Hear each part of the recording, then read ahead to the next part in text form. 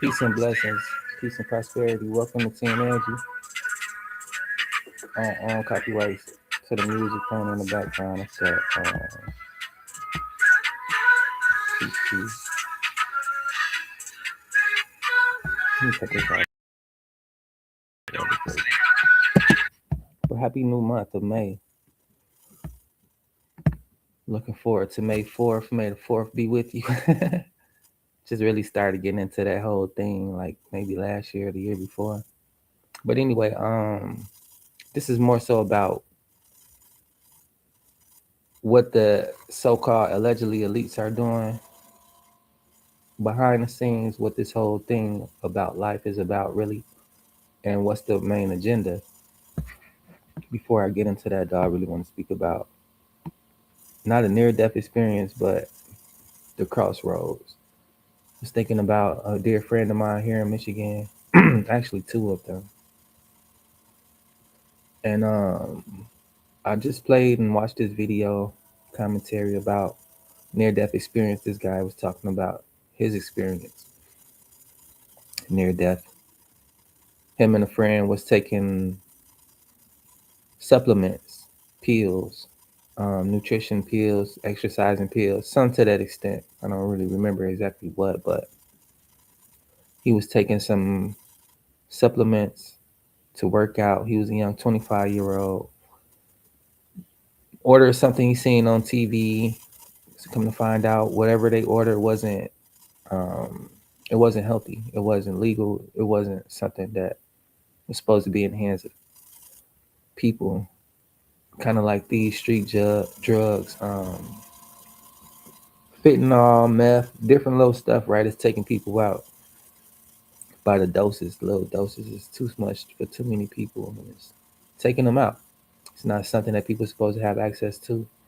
But anyway, that's what happened. He took the pill, him and his friend, they both instantly not feeling well in their young minds, cardinal minds, rarely thinking. They thought they should go to get something to eat. So the closest thing to their home where they were staying at the time was Denny's. No, not Denny's. It was Baskin Robbins ice cream parlor.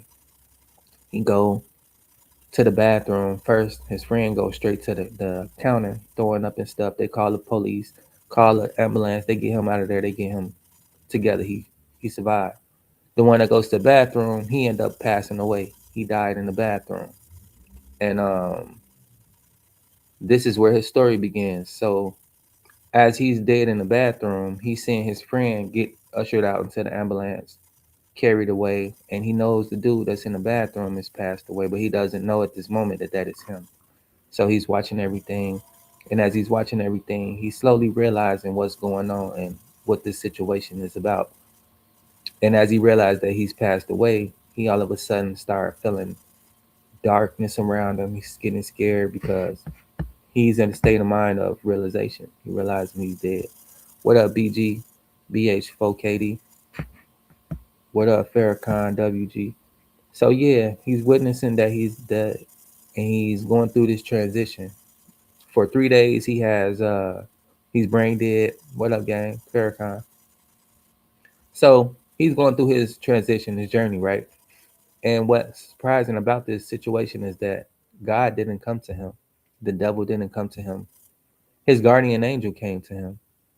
And who was his guardian angel? It was somebody in his bloodline who passed away. I think it was a great great uncle who was sent to watch over him. Some guy named Drake. And it sounds funny, right? But so he meets his wife a couple years later after this traumatizing experience, and she takes him to somewhere that he doesn't want to go. But when he gets there, they're playing on a big screen, different pictures of different people from the city and town that he hasn't really been there. But come to find out, his guardian angel was on that picture, the one that named Drake. So he goes to his grandmother's house. He's feeling some type of way. His wife is like, "Is that the dude you've been talking about? I know that was him. That was your guardian angel." He go ask his grandma about this guy, and then she says, Charlie Wilson or something like that. I'll just name him Charlie Wilson. He was your great great uncle, and everybody knew him in the town by Drake. So that there was like a confirmation that angels are real. guardian angels, your family members, your ancestors. All of these things were being revealed in this walk in life. But I brought that up to say this about my friend here in Michigan. Um, him and his girlfriend, they died together. And I was wondering, like, like dude, him and his friend almost died together, but his friend lived. As far as my friend experience, it was the first winter storm of the year, and this winter storm so happened to cause an accident on the road on the highway. And with that accident, my friend passed away. Him and his girl, same time, same day. And I was working at that time. I was working. I hear that one of our coworkers had been in an accident. They was at the hospital. Is what I thought, because it was what I heard on the phone when they called me while I'm working. And I'm like, well, let me call and check on him. Let me see if he good, because it's my guy. We was just into it. I seen him earlier this day that it happened. And I was like, I didn't really want to speak to him because it was weird. Like, um, kind of like in the movies, right? You ever see the light glaring down and you see how the sun rays shine on somebody? It was that moment. And that what was going on. Sitting across the warehouse looking at him, and he's sitting there with the lights glaring on him through this window, and he was looking out at the window. And in that moment, it seemed like everybody was frozen in time. Everybody was just doing what they were doing. And I was sitting there watching him as he was watching those rays, not knowing that that was God talking to him, telling him he was going to go home in a few hours, because that's ended up what happened. And I was like, wow, that made me think about this passage in the Bible that I read. I studied the book of Romans, Saul, who was turned later into Paul, right? But anyway, he was a part of killing Christians. One Christian in particular that he killed was Isha. Isha was Elijah's protege. Elijah was the only person who went to heaven without dying. He left in a whirlwind. And Isha was right there with him when he saw that happening. And after that happened, he continued to carry on doing God's work that he was taught as a disciple, as a stewardship. You're not only telling your testimony, but you're inspiring others to live right and to be right and get closer to God, to get to know God through Jesus Christ. But anyway, make a long story short, as he was being stoned and killed from Saul or his people, those sun rays came down to him, and God saw him, and he saw God and God's glory was saying, "Come home." And before he came home, he was like, "Lord, forgive them, for they know not what they do." Even as he was being killed, in those moments, he had forgiveness in his heart. He was asking God to forgive them for killing him in that moment, and he passed away. But I just remembered that, and I was like, "Wow!" It was like he was my friend Jalen before he passed away that day.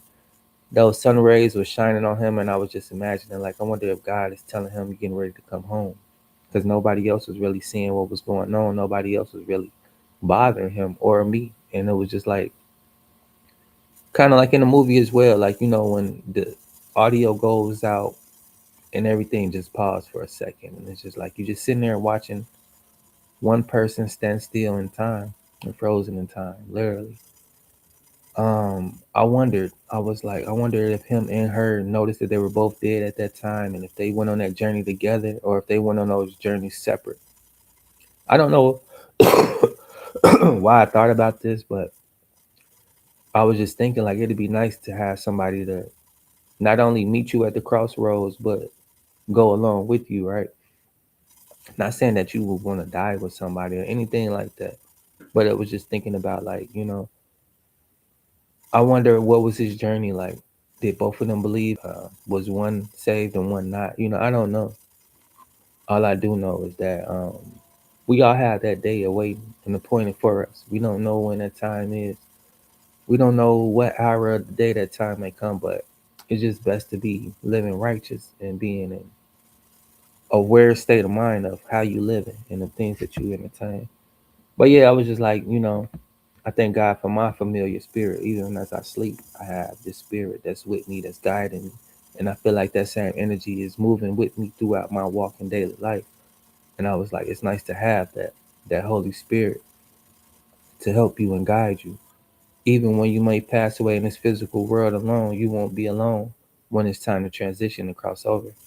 So I was just thinking about that. Like that's something dope to think about. I don't know if anybody ever think about that or if they reflect on these type of thoughts. But yeah, let's get into the Silicon Valley stuff and what they have in store for you for your ending and what they're preparing you for in the flesh. Get out. And finally, I just fled. I went up north. I have a strong background with horses.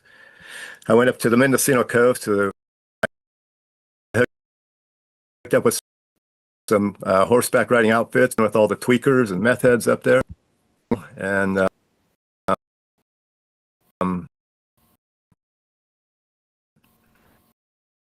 then the DOD contacted me, which was strange. Went ahead and met with them, and they wanted me on a task force, and that's how I went back in. I don't anymore. One of the ways I knew that this wasn't real was because this Q guy claiming that he had the highest top secret clearance you could get was Q, and that's not true. It's the most rare because you need a Q clearance to get and had access. I mean, I stood over the top of the reactor before it was online, and you need a Q clearance to get that. And so when the DOD contacted me, one of the reasons was because they I'm really good with technology, and I still had an active clearance. I did that for a while. It was a task force, and we were going after, I'll just call them the Chinese mafia, who were, back then, they were still trading chips in Seville at Intel in Sacramento. And there were a lot of strong arm robberies going on. You didn't hear about them because they were kind of trying to keep it hush hush, but a small box of wafers could be worth like $5 million. It was very easy to go in and take and leave with them. My job was the insider, and that was kind of fun for a while until I got injured. So that's when I finally left forever. California wife there, and things have been going good ever since. My life has turned around ever since. It's wild. The path to a billionaire, when you say, what does that look like? Let's go back according to your book. Give me an instance in this book that's... Silicon Satan is the book the guy that was just speaking wrote, if you want to know more about his story in detail. But I just paused it to say that's a dope ass guest shirt he got on. And this is some lemon ginger tea. A real life fictionalized instance of path to a billionaire. Well, one of the things about the Billionaires Club, and I have a hard time convincing people of this because everybody has their favorite Luciferian elite that they want. You don't get into the Billionaires Club unless all the other billionaires allow it. You could have a $1 billion idea, but you need them to actually, bring it to fruition. So, every billionaire that you know about has gone through these rituals, and the rituals start kind of weird. And you think, okay, well, I'm just my loyalty to they call them Hasatan, to Hasatan. I didn't believe any of that. I was just going along at the time. Again, I was a young engineer. I was having a lot of after work. You do have to create, and I was very good at it. And then they start flying you around to places. They might fly you. They might tell you you're going to Costa Rica, and you do. You go to Costa Rica. You go go through customs and all that on another plane or hell else. And that's where the parties are. That's where the awful stuff happens.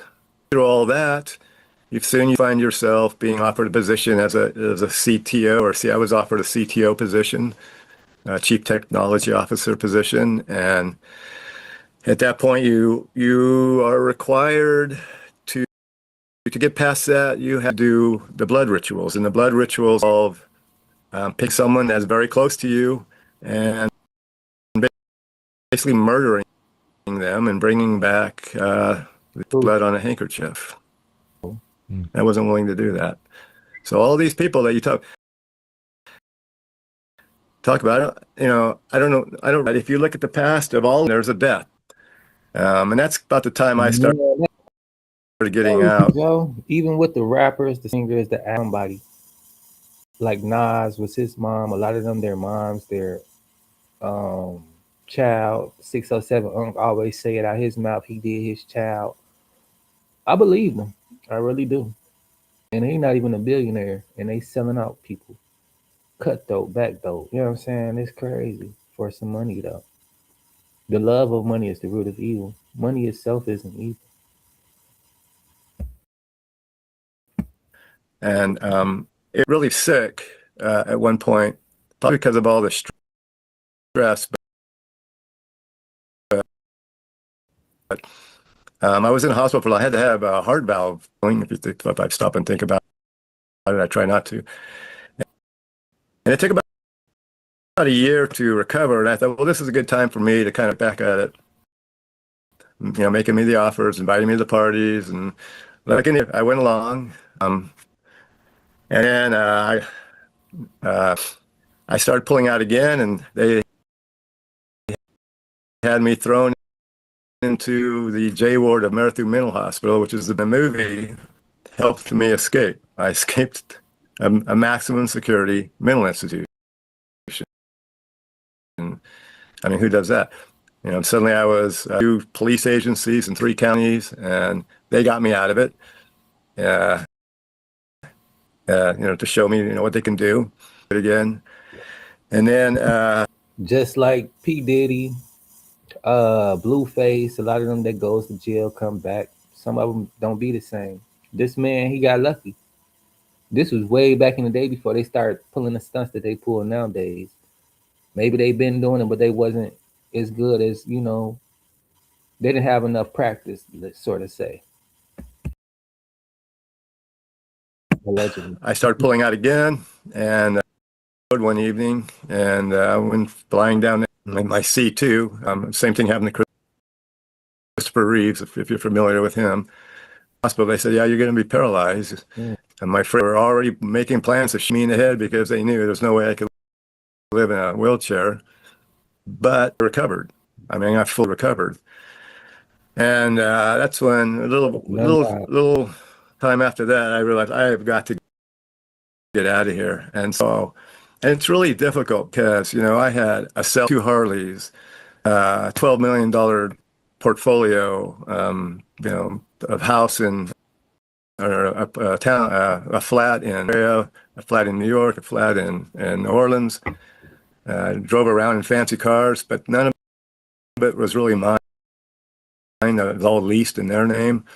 So I just dropped there and realized one thing that helped me was when I broke neck, I was awarded a $100 life insurance. So I had that squirreled away. Nobody knew about it. That was my money, and that's what I used to get the hell out of there. And so I fled and went, you know, trying to shake all this off. Stopped contacting everybody, family and everybody.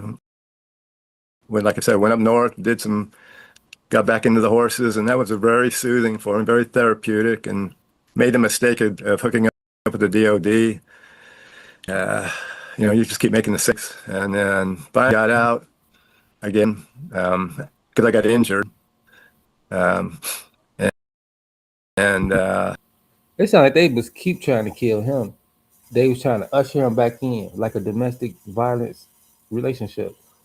I've been watching TV One, Crime and Justice on Tubi. It's a channel that I watch other than ION, stands for It's On. I like crime investigations, true crime, mysteries, stuff like that. I did a lot of puzzles as a child. I like to use my mind, sort of say. Stimulate my mind by challenging it, you know. Figuring stuff out, thinking for myself. And I'm thinking from hearing his testimony, his story, that they was really trying to off this man. The same way it goes in those relationships in those TV shows that I watched, that I was just announcing the name and right, TV One, Crime and Justice.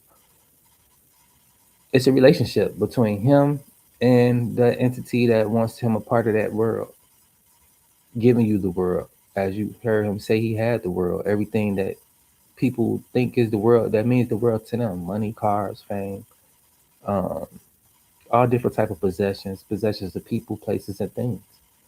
Everywhere he want to go, everything he want, every person he want to be with, he could pay them off. Some people easily compromise that way. But it's like once you gain the world but losing your soul, you really realize you don't have anything, as it says in the Bible. What is a man to gain the world but loses his soul, other than the fool? And you realize really quickly, like, you can't take none of these possessions with you, no matter how hard you work to get it, no matter what it takes to get those experiences. It's nothing but that at the end of the day.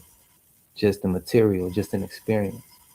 They say Earth is a school of hard knocks. We come here to learn and experience.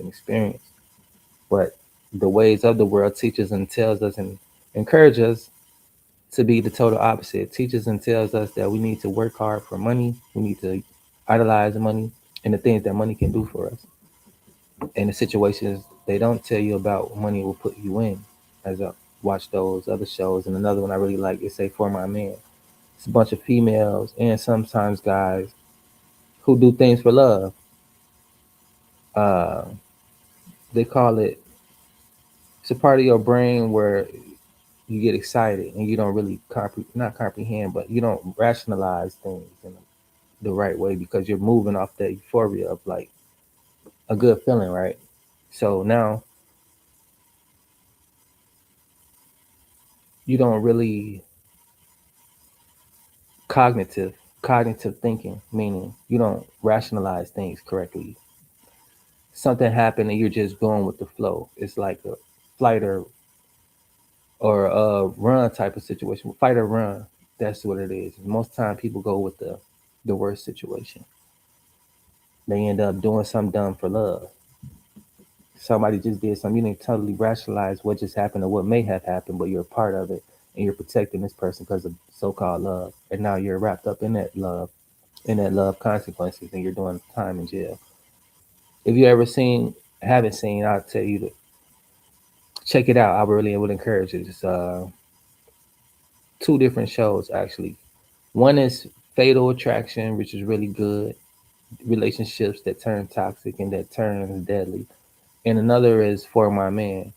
People who so caught up in healing the wrong way and get with somebody that influences them, entices them to mess their life up. Somebody who's going to manipulate them, basically, in the long run. That was it. I'm done. I'm done And with that's it. what I'm getting from him and his situation with these people from Silicon Valley, from people in the tech industry, people in the get rich quick industries, right? Even digital marketing. You see a lot of people come through flashy this, flashy that, social media and influencers industry, right? It's all about public relations. It's the number one title. It's the number one industry that different avenues come from. It's just one big umbrella of public relations. You have digital marketing, you have entertainment, you have um, what they call it public safety, which is also the public relations officers, ambulance, different shit like that, right? Firefighters. It goes on and on. And then when I contacted, this was like 50. But they keep wrapped up in your own desires. That's how the devil works. He knows what you want. He knows what you need. He knows how you hurt. And he comes to fill that void with these worldly things that keeps you attached to this world and not able to leave this world. Just like a lot of these clubs on every corner, liquor stores on every corner, those buildings invite different demons to inhabit you.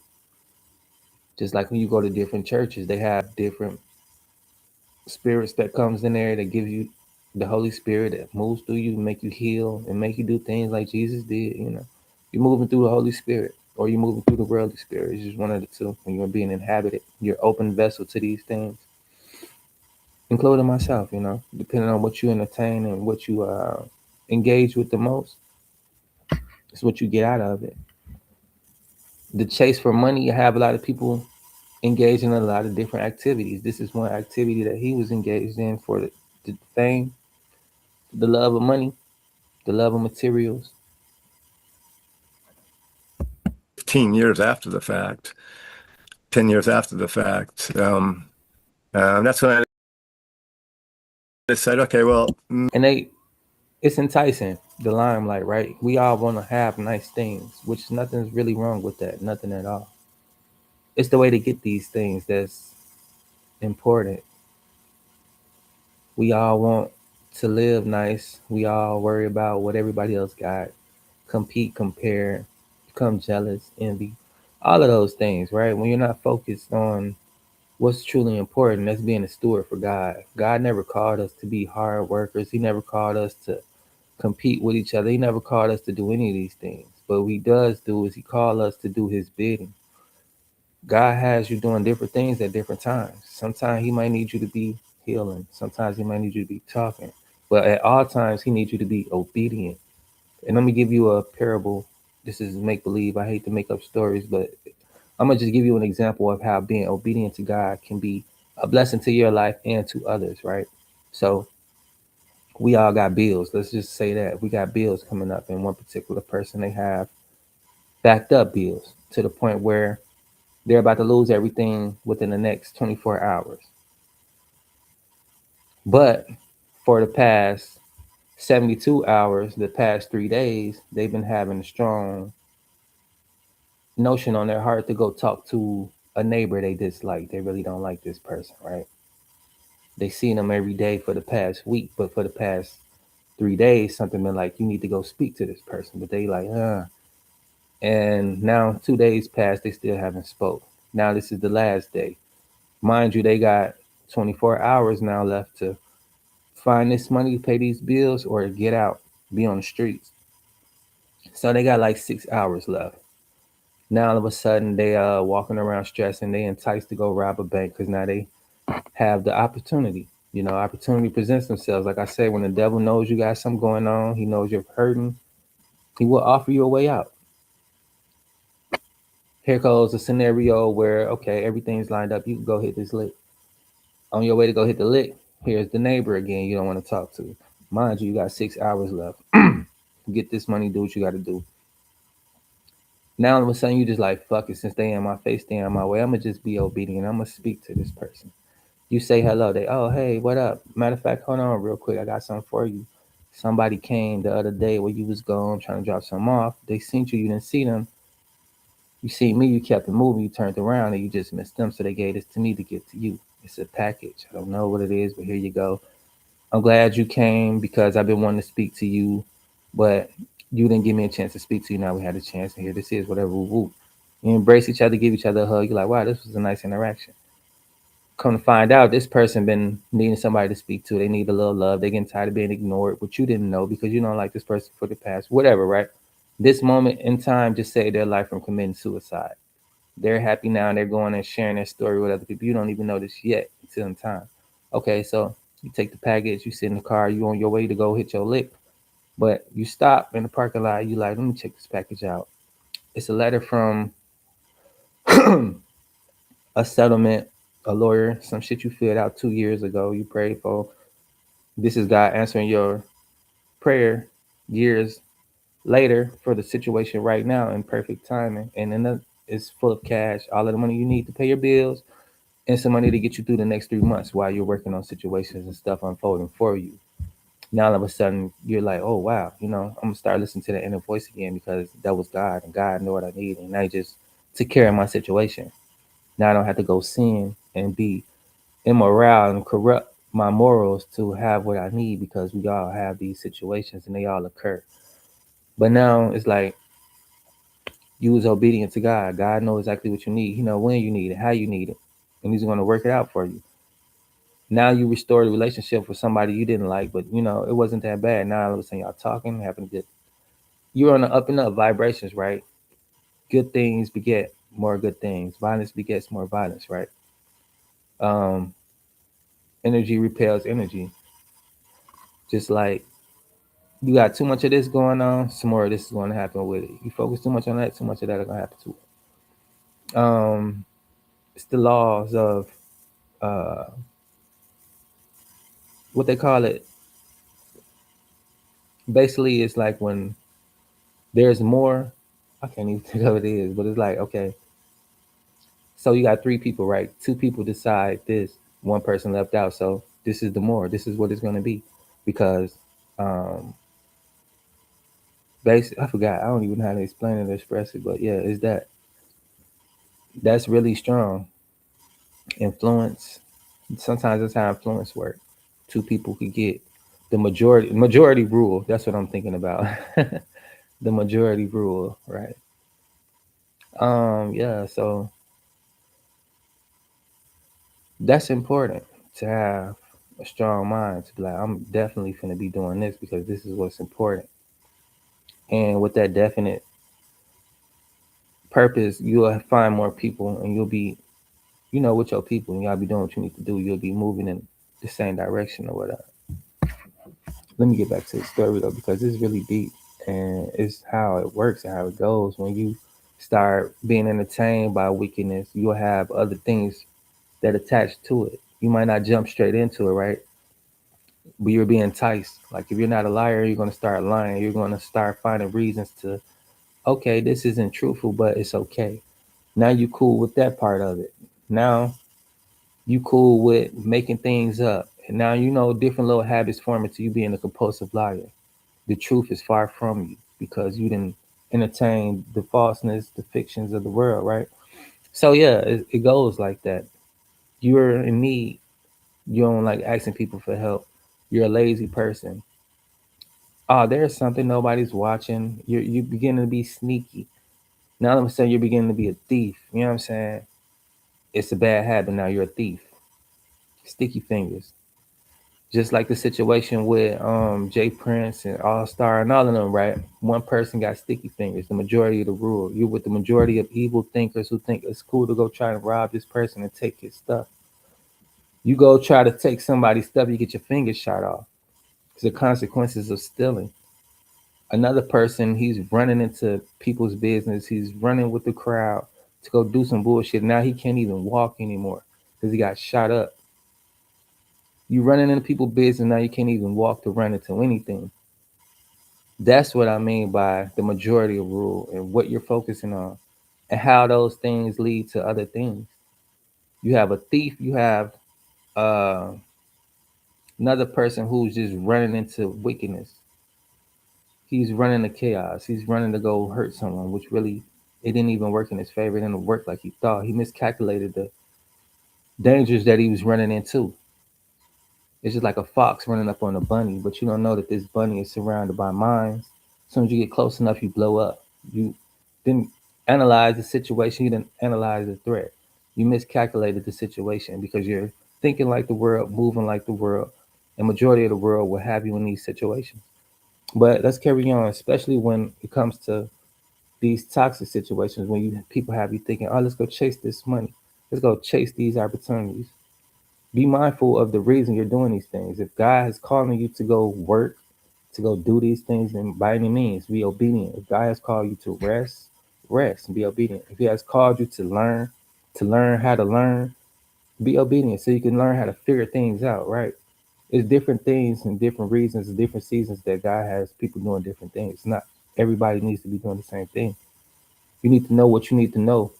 You need to know what you need to be doing. And the only way to do that is spend time with yourself. Being lonely, being alone doesn't mean being lonely. And being lonely doesn't mean you have to be alone. You need to know the difference, right? You need to know yourself. You need to take time to figure these things out. And it's all right. If you have to back away from the world to learn how to meditate, to learn how to hear yourself, figure out what's important, learn how to hear that inner voice, that Holy Spirit, if you have it. If not, you should pray and receive Christ that He may come into your life and give you that so that you can have that help and guidance, right? Just like with me, right?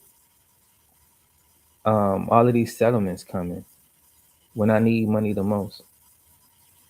And when I got money, it's like, damn, I thought about this yesterday, like, Lord, you never forget about me. Everybody else will from time to time, whether they do a purpose or not, or whatever, right? When I need help, I ask for help. I never really get it. But you know how to provide for me. You know how to help me. You never forget about me.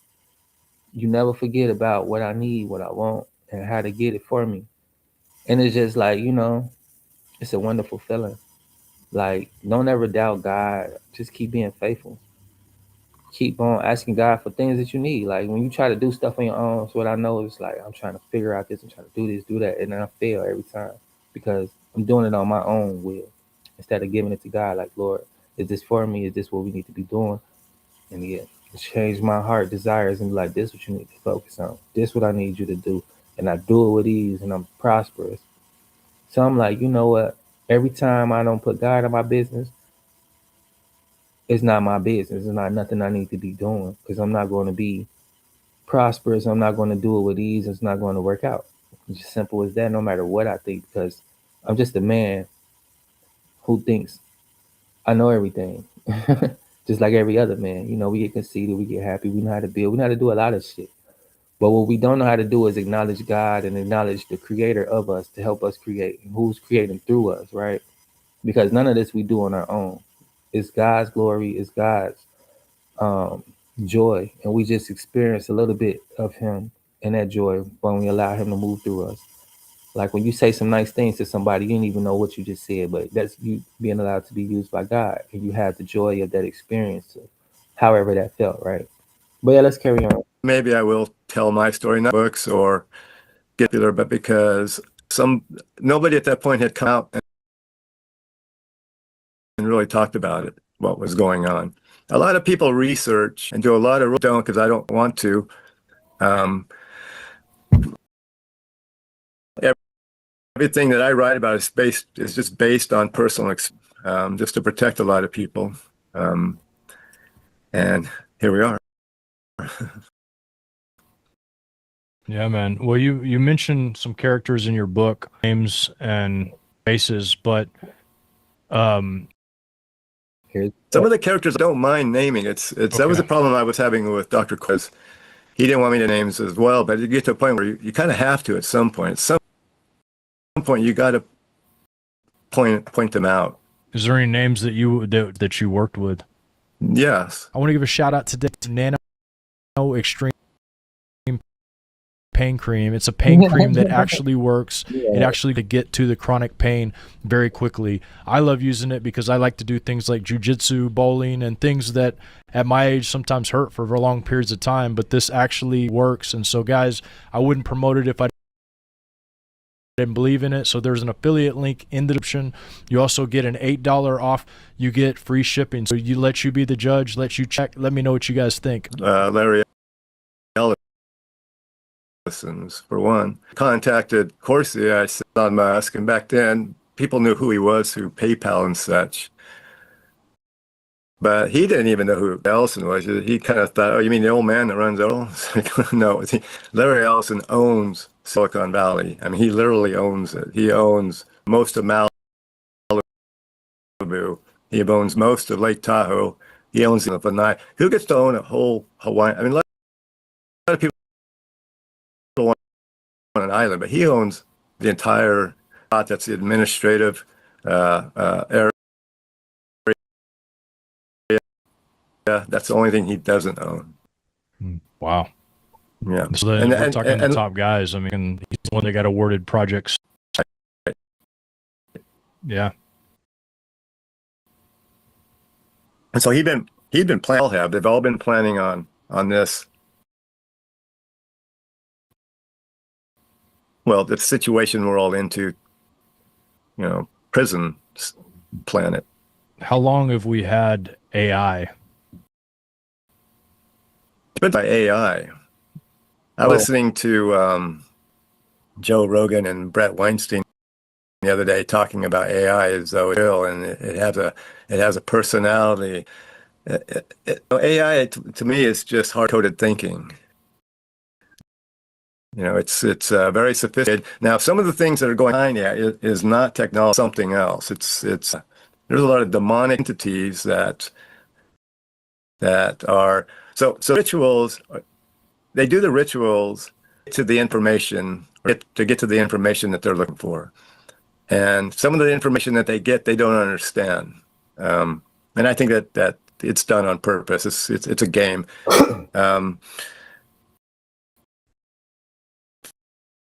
there's a lot of different what I call Lucy circles all over the place. For example, DC, the Lucys of Silicon Valley, and they're all battling for position in Lucifer's kingdom. They all want to win, and Lucifer tricks them. He lets them think they're winning. He doesn't really care as long as he doesn't care who's who. He doesn't care, who's doing what, as long as his plans are implemented. People that get into this stuff actually make it to billionaire status, and you're replaceable.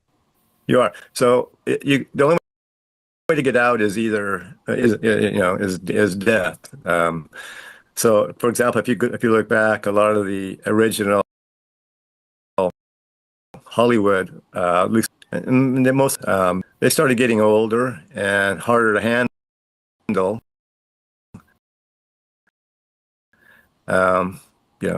Gene Hackman, and then off you. So not only are you dead, but your legacy is dead as well. I mean, look, people are going to remember Gene died in a rat-infested home. That's not true. That was just the setup, and it's a warning to the rest of them. See, this is what happened. Being ready to either whistle blow, or they are getting, they're researching some of the. When I think about the Luciferian idea behind it, when you were going through the rituals, did you just all just for fun, or what did you think? Like, I'm as far as like in your mindset. What's this during that time? Were there people that were rick about, or was it mostly just people going through the rituals so they could climb higher? Really excellent question. Of course, Tom Ogle, got 2 people gallons who of really gasoline. into it. Royal Raymond Price. This is the job. They every week. Well, at the time, I'd never even heard of a Luciferian. I didn't know what Luciferians were. I just thought that I was one of the special guys because I was getting invited to the next party, and pretty soon you're up there, and it's your choice. You keep going, or that's as far as you get. A lot of people, you got to be careful, because if you get too far, let you go.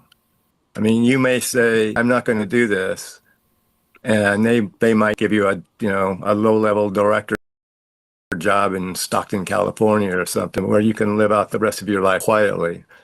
But if you get too deep, if you have too much on them, they're not going to let you go. Not alive anyway. Hmm. And again, Silicon Valley was a much different place. It didn't have the attention that it has now. Right. What would you, Silicon Valley, you mentioned plan. What is the end goal of this plan that people like Ellis and others have? Well, it's going to sound crazy, but the end goal is to create a Tower of Babylon. I'm sure you're familiar with the 5 eyes. Break into the kingdom of heaven and throw Yah and take over. They have a very strange belief system. They really do believe they are the good guys. They don't think of themselves. They don't consider themselves evil. They don't consider the things they're doing evils, because they look at us as though, I mean, we're cattle to them. We're sheep to them. We're useful, and that's about it. They want a planet, a kingdom where they live for, and they don't want God in it. Do they think They that don't they're want going to God. storm his throne, or what do they think their technology is going to do to counter God? Punch a hole into the the wall. They're the walls, is what they call it. Punch a hole. And well, there's 2 things. One is to punch a hole into God's kingdom and take over. The other one is to punch a hole into Hades and free their trapped brethren that are stuck. So, With that being said, it is a spiritual warfare. using by the flesh. People don't realize what part of this war that they're playing. We're all a part of it, whether you realize it or not. You either building God's kingdom or you're not. There's no in between. You can't straddle the fence and just be neutral to it. You're either doing or you're not doing it. That's exactly what's going on at all moments until this flesh is done. And then you're really aware of what you're doing or you're not doing. Because then it's all action, right? You never sleep. You never need these physical things. You're just on go. You're doing your mission. That's crazy though. It sounds like an angry, bitter person, right? Jealous person, right? You here in the beginning of time, before everything, creating with God side by side, basically equal to God with all of the things that Lucifer had. You know, you're a man of music. Music comes out of you. How beautiful is that? We all know how beautiful music can be, how it can make you feel.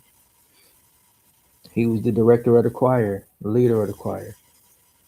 He was a influential person before this whole influential social media thing began. He was the number one. He got it, right? But somewhere along the lines, he wasn't happy, wasn't satisfied, just like Eve in the garden. What you have is not enough. You're focused on what you don't have. That ungrateful spirit is what led to these actions. You entertain being ungrateful, you start feeling ungrateful, and now you're ready to act to be grateful, to feel like you want to be appreciated or whatever, right? We all know how this goes.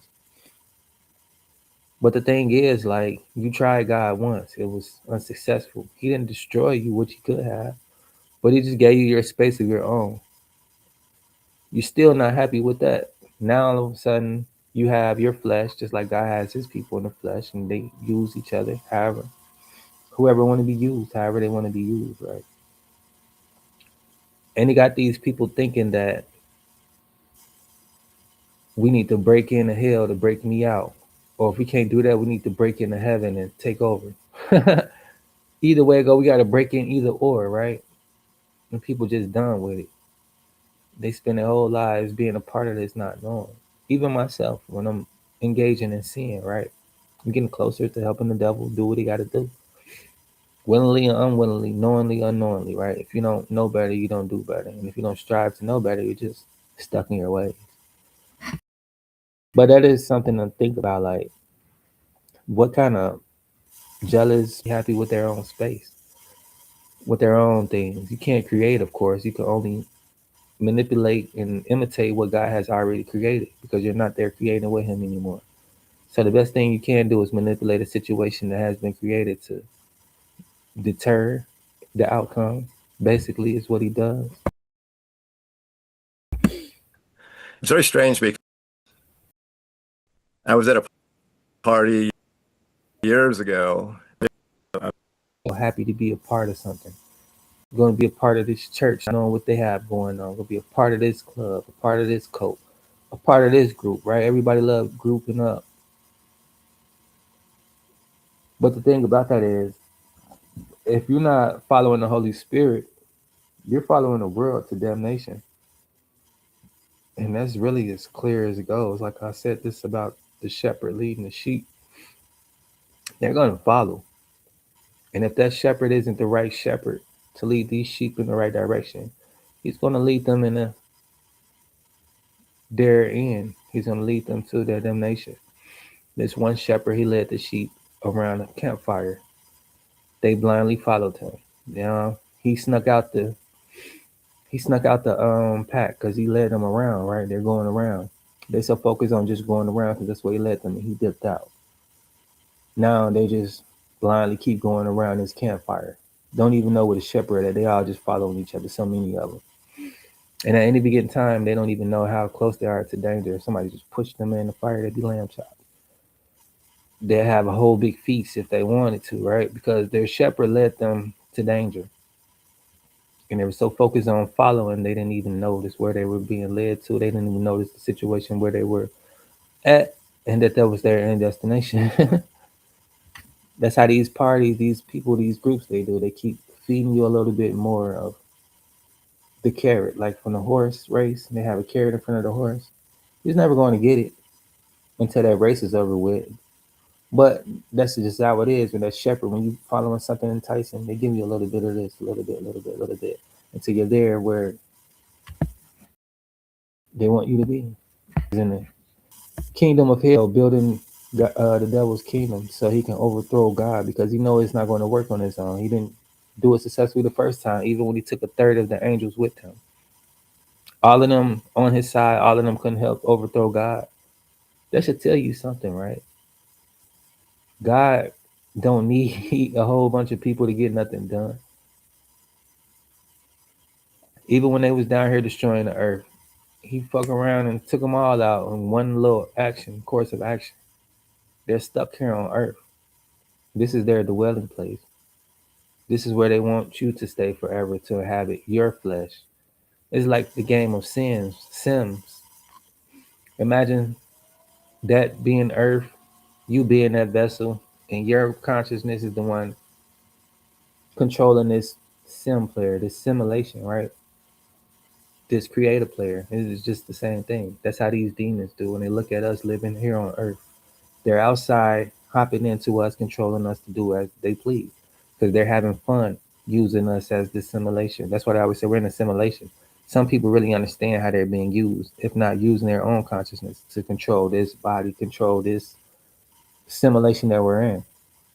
Some people don't have any consciousness, any control of their mind. That's why they're unhappy in this simulation. And it's understandable because it's hard to figure out if you're not learning constantly, right? If you're not learning from the right person, the Holy Spirit, who conquered this world already, came down from his watching throne, lived this simulation, completed it, and came back to where he was initially at, on his throne. It's just my point of view of how I look at life and engage with it. A lot of people don't have nobody to guide their bodies. They're just empty PCs. This is why a lot of people be in the way like these construction workers.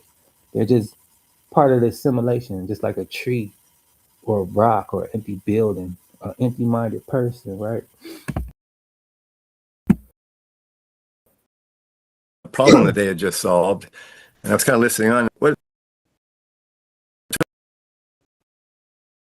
turns out was they were talking about cyber, and this is going to sound really crazy,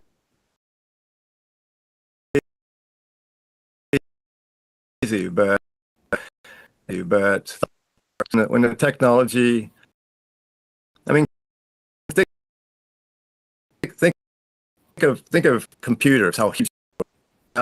When the technology comes to fruition, and then portable, and they believe that when a person dies, their soul stays right where they died. It just goes to a different level, and they're stuck there. Most people die in bodies of water historically, so that's why you see these mega Ferris wheels. If you notice, they're popping up everywhere. Why? Well, it's crazy as it sounds. That's why. So you're saying that they're harvesting souls with these things, or what? Rescue their souls. They're going to rescue their brethren, and they're going to. And these brethren, when they get rescued, sort of vessel in this three-dimensional world to interact in, and it's not going to be dead bodies. It's going to be these, these clay and there's going to be the robots. I guess. I mean, it sounds ridiculous, but it's a lot more sophisticated. The things that they're doing are much more sophisticated than they let us know about. People talk about how the technology is actually 50 years ahead. Now it's a lot. It's more than 50, a lot further ahead than what they're letting us in on. I mean, like AI. How did AI suddenly? I mean, that's a good question. I wonder. Like, you're saying these Ferris wheels, these are harvesting demonic entities. Is that what it is? I mean, I guess I don't understand quite exactly what the point of them is. Is it to harvest them, put into something else? It's to rescue them, harvest them, and to rescue them. So a lot of their brethren have died, and they are stuck in Hades. So to them, when a person dies, you either go to this side of the abyss or that side of the abyss, depending on. And they think that they think that the side of the abyss that you and I would want to be on is the bad side. Now that's a contradiction within itself, right? Y'all going to Hades, you need to be rescued. To me, that sounds like you're going to hell when you die, and you don't want to be there. As far as Christians that everybody hate, everybody love to dictate and pinpoint on how they do and what they're doing, right? One thing about their ideology is they don't believe that when you die, we need to be rescued. We're going to the place that's rescuing us from the place that we are now, a place that doesn't have death, sorrow, pain, the things that we feel here in the now. Those things don't exist to where we're trying to go. That some of us know that we're going to, right? You should know. But what's crazy is their mindset is totally different. You're going against everything against God. Then when you die, you know you're going to Hades. But you're doing all of this stuff still to come back. Like I say, they don't create anything, they imitate. You're trying to imitate the process of death and rebirth that Jesus Christ has going on. You're going to live forever in a place that you already want to be in. You're not want to coming back here. How foolish is that? How stupid to think like, oh, I'm here now, but I want to come right back here. But in a different body instead of the being the physical form that you're supposed to be in, right? They know they're not going to finish that, experience that, because their mental is going to be tormented and they're going to feel it. That's why they want to be back in these bodies so they don't have to keep on experiencing it. They could keep going back and forth. They don't want to experience it for eternity, is what they were supposed to. So they're trying to escape their eternal consequence by coming back and forth into this fleshly life, because they know it's only so long that we can keep doing this and it's going to be over with. But as you can see, this their mindset, this is what they're doing, this is what they think is okay. It's stupid to me. All disrespect. Like, you having fun playing with magic, different spirits, different entities, actually different demons who's coming to give you a little information to manipulate you so that you can die, and they can use a different body to be using, because they're using you while you're alive, right? They hop in you sometimes, possess you, whatever, right? They give you however they do that stuff. I don't know. I don't care.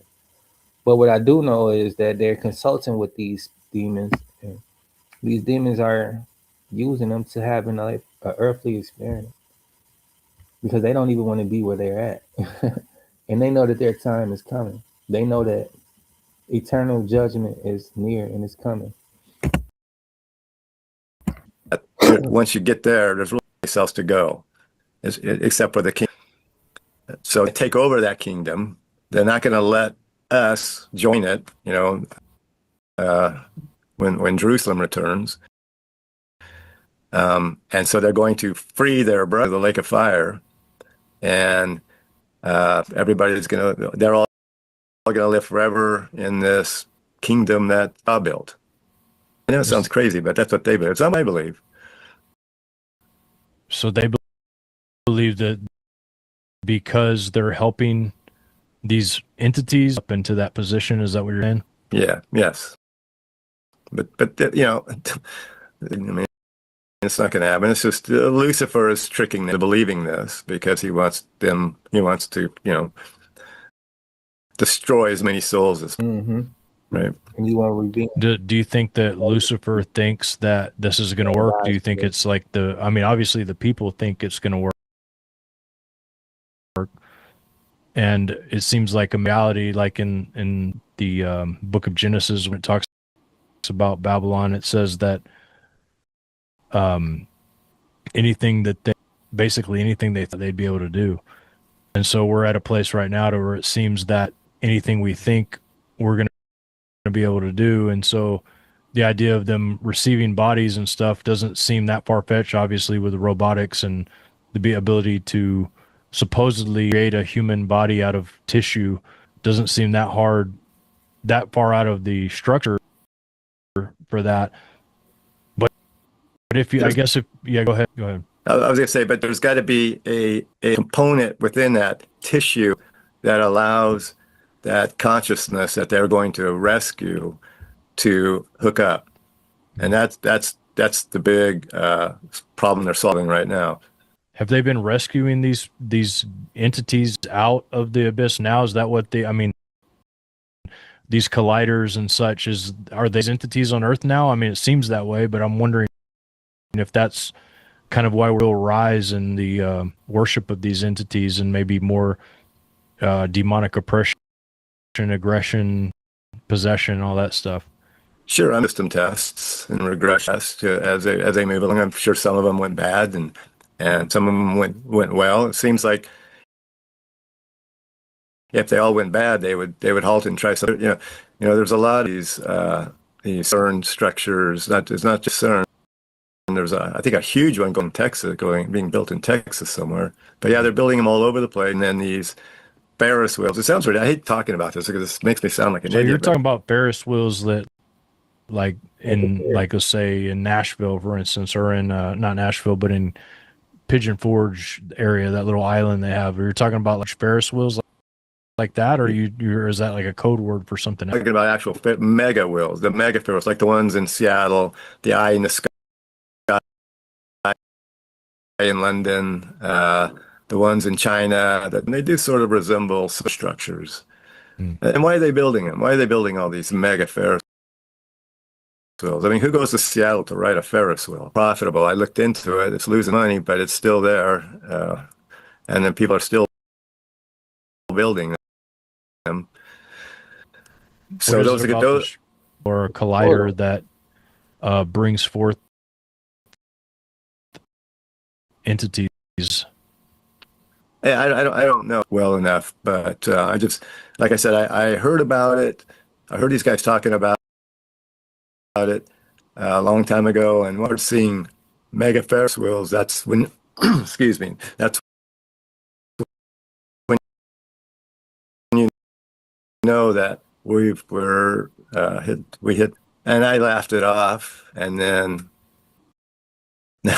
now I saw CERN. I thought, that's interesting. What are they really building? Mega Ferris wheels, and I put the two together.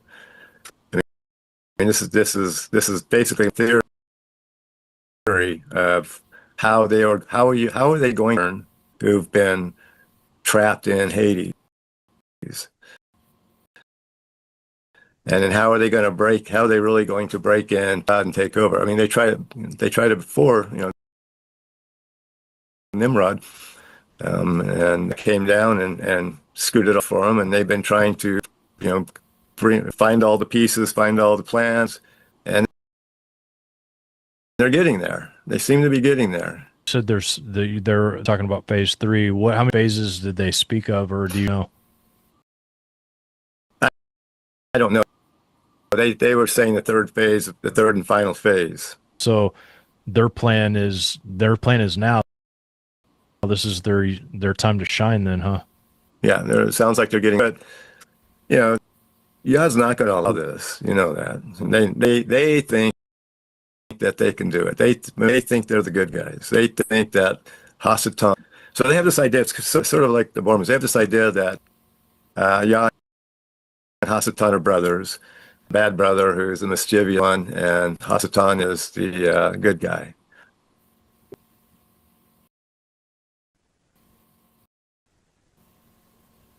So when you do they, I use that word loosely. yeah, It's just to separate from the rest. They don't call themselves Luciferians.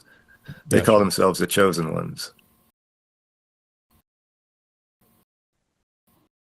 do they believe that they're different than Satanists, or is that They don't respect Satanists. They keep the Satanists around as groupies.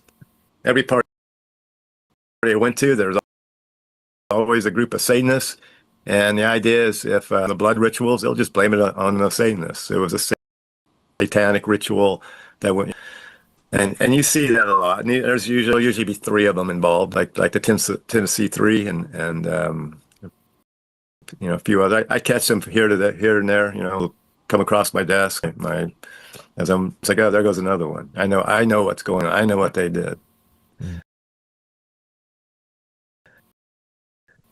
And then the other thing, agenda, they believe that humanity is silly, and they separate it, and it's strange to you and me, but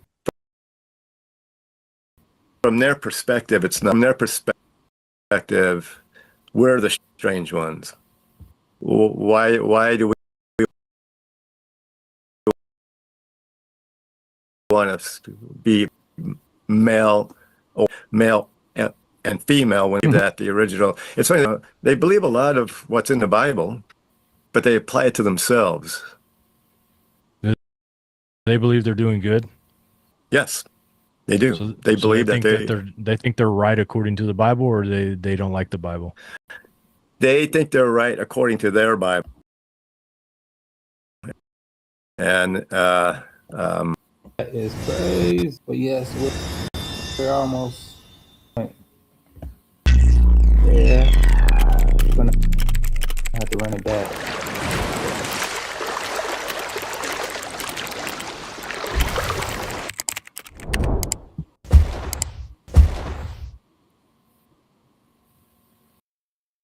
Personal journey, overcoming anxiety. Anxiety weighing heavy? Lighten the load with our support. This course set me on the path to success. Don't wait. Begin your journey today. Comment ready.